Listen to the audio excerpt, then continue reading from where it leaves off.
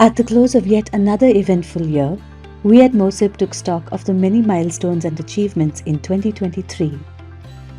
This was a year of firsts for MOSIP, beginning with Mr. Bill Gates visiting the team and exploring MOSIP technology, integrations, and future goals. His visit provided perspective and encouragement to a team committed to offering countries secure and inclusive digital ID solutions. As of November this year, 100 million residents were registered on MOSIP-based systems across national rollouts in Morocco, the Philippines, and Ethiopia.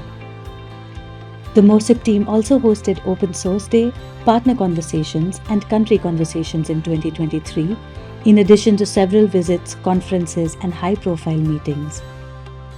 Members of the project also attended several global conferences and events, connecting with stakeholders, colleagues, and experts across the globe. Over the year, new pilots were designed, including 3 on the AWS cloud.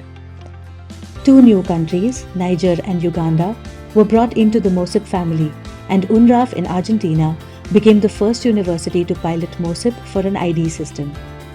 Uganda will now be MOSIP's first brownfield implementation.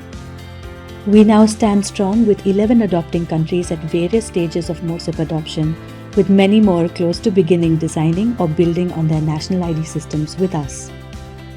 MOSIP's commercial ecosystem continued growing this year to include over 90 technology partners from across the world, including 17 system integrators. Initiatives for our growing partner ecosystem included a completed certification framework for registration devices ready to dry run in early 2024. We also now have an updated marketplace and the provision of space for live demonstrations at global events and at the MOSIP Experience Center. The MOSIP Experience Center at IIIT Bangalore was renovated and expanded this year, playing host to high-profile visitors across industries. In 2023, the MOSIP project invested additional effort in developing modules for the steps beyond registration itself, beginning to address the steps of ID usage and service delivery. To that end, 2 additional modules were launched this year, INGI and eSignet, allowing countries to seamlessly authenticate identity and usher in use cases in the financial, healthcare, education, and agricultural sectors, amongst others.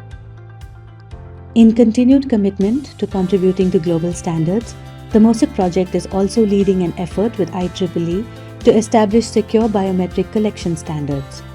This year, we became a proud founding member of the Open Wallet Foundation, joining an important open source movement focused on digital wallets and verifiable credentials.